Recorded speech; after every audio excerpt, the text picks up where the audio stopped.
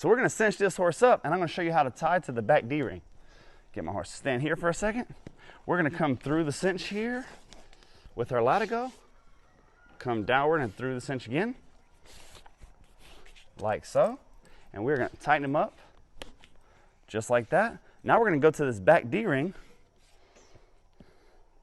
We're gonna come down through it.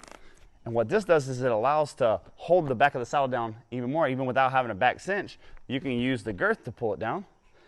Now that we have this pointed downward, we're gonna grab the latigo like this and flip it. And that creates the loop that we're gonna make our slip knot with. Boom, just like that, we have a slip knot.